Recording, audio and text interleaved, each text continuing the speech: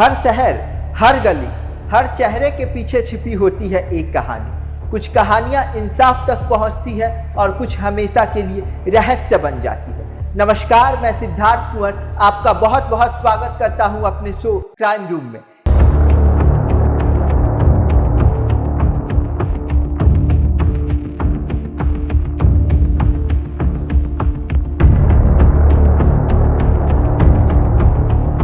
यहाँ हम खोलेंगे उन मामलों की हर परत जहाँ हर सबूत एक नई दिशा देता है, हर गवाह नया सवाल खड़ा करता है।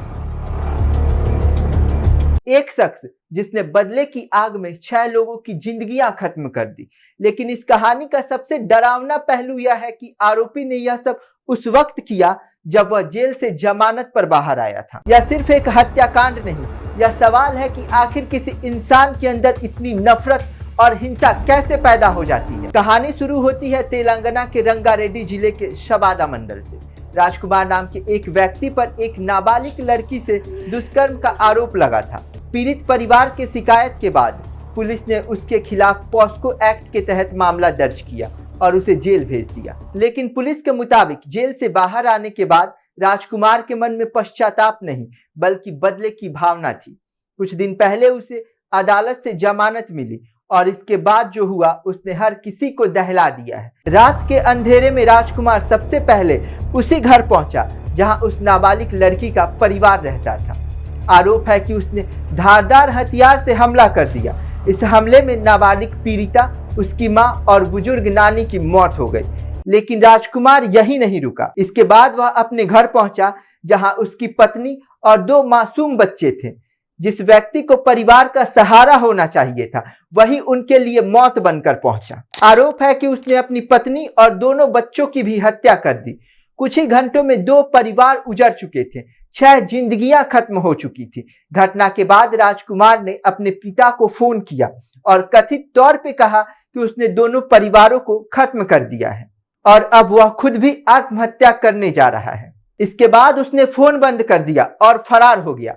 फिलहाल पुलिस उसकी तलाशी में जुटी है। स्पेशल टीम बनाई गई, तकनीकी सर्विलांस और फॉरेंसिक जांच के जरिए आरोपी तक पहुंचने की कोशिश की जा रही है। लेकिन इस घटना ने एक बड़ा सवाल खड़ा कर दिया है, क्या सिर्फ जेल भेजना ही ऐसे खतरनाक अपराधियों के लिए पर्याप्त है? आखिर इस घटना पे मनोविज्ञान क्या कहता है? विशेषज्ञों के अनुसार कुछ अपराधियों में अपराध करने के बाद भी अपराध बोध खत्म हो जाता है और उनके अंदर बदले, गुस्से और नियंत्रण खोने की भावना बढ़ सकती है। मनोविज्ञान में इसे रिवेंज साइकोलॉजी कहा जाता है, यानी प्रतिशोध की मानसिकता कहा जाता है। ऐसे व्यक्ति कई बार खुद को पीड़ित मानने लगते हैं और अपनी गलतियों की जिम्मेदारी लेने के बजाय दूसरे को दोषी ठहराने लगते हैं। मनोचिकित्सकों के मुताबिक जिन लोगों में अत्यधिक गुस्सा, हिंसक सोच, सहानुभूति की कमी और बदले की भावना लगातार दिखाई देती है, उनकी मानसिक स्थिति का मूल्यांकन जरूरी है।